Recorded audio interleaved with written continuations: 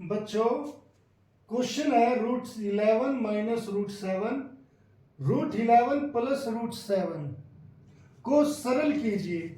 आपको ये चीज सरल करनी है। सरल करने का मतलब होता है बच्चों, जो प्लस माइनस है, प्लस का साइन है तो प्लस कर दो, माइनस का साइन है तो माइनस, मल्टीप्लाई है तो मल्टीप्लाई।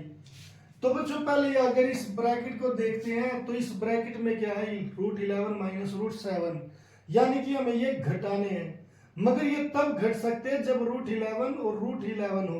अगर ऐसे है √11 और √7 तो ये दोनों अलग चीजें हैं, ना तो ये घटेंगी और ना ही ये जुड़ेंगी। तो इसका मतलब हमारी जो ब्रैकेट है वो एक सरल रूप में लिखी हुई है।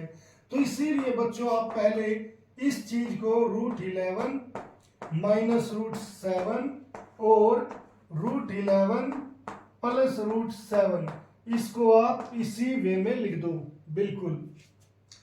तो अगर ये सोल्ड है या सरल रूप में लिखी है तो फिर हमें करना क्या है बच्चों, जो ये दो ब्रैकेट इकट्ठी आ जाए इसका मतलब होता है इनके बीच में मल्टीप्लाई का साइन है।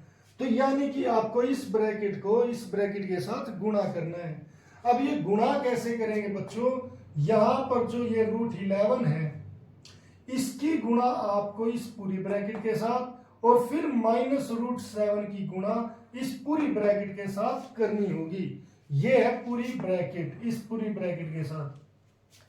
अब बच्चों यहां पर पूरी ब्रैकेट जो हम मैं पहले √11 ले लूं, इसकी गुणा इस पूरी ब्रैकेट के साथ क्या करनी है, गुणा किसके साथ, पूरी ब्रैकेट के साथ।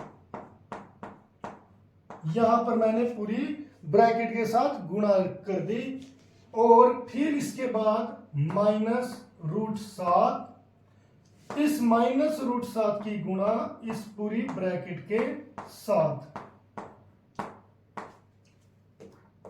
यहां पर ये फोर्थ।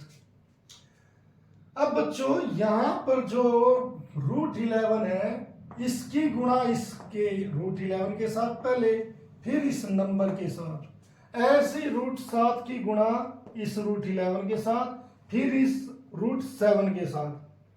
बच्चों यहां पर क्या है कि √11 की गुणा जब √11 से करेंगे तो आप ऐसे ही लिख दो √11 की गुणा √11 से। अब यहां पर क्या है, ये है प्लस। अब √11 की गुणा किसके साथ बच्चों, √7 के साथ, ये ऐसे आ जाएगी।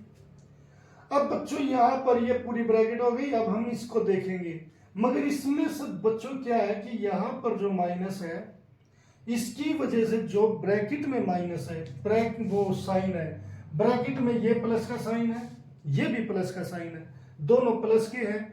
मगर यहां पर माइनस है, माइनस होने की वजह से जो यहां पर साइन है वो बदल जाएंगे, प्लस का माइनस हो जाएगा, माइनस का प्लस हो जाएगा। तो बच्चों यहां पर ये प्लस का तो ये भी माइनस होगा और ये भी प्लस का ये भी क्या होगा, माइनस होगा।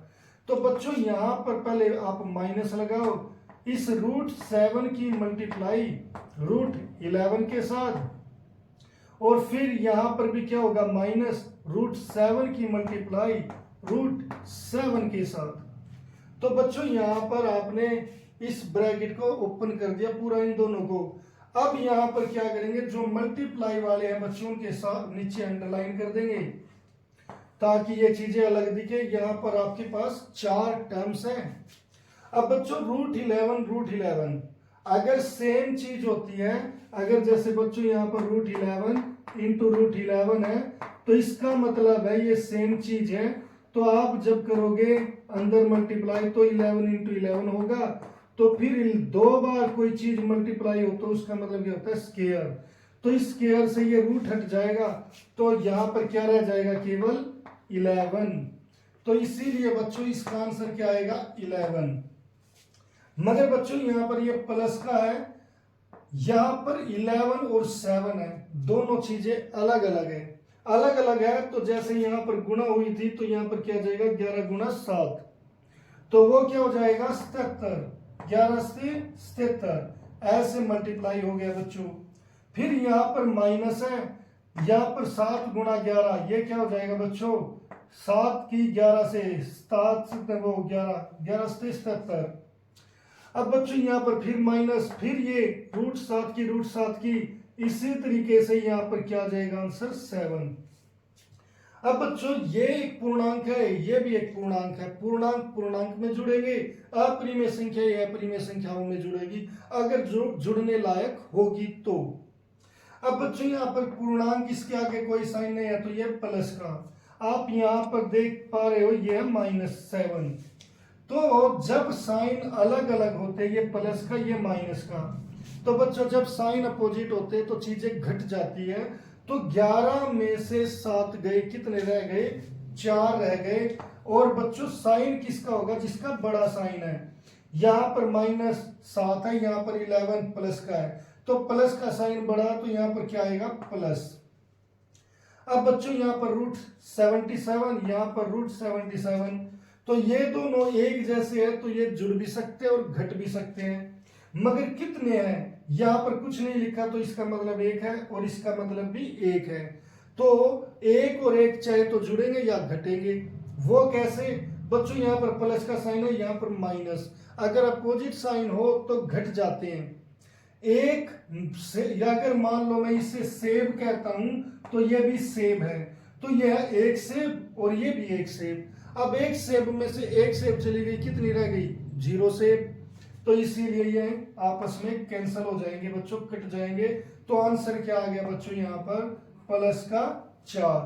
तो इस तरीके से आप इसे सरल कर सकते हो।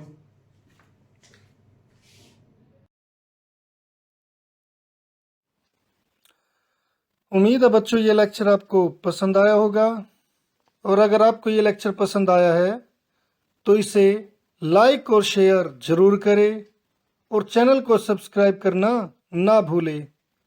तो मिलते हैं फिर नेक्स्ट लेक्चर में, तब तक के लिए bye, have a nice day.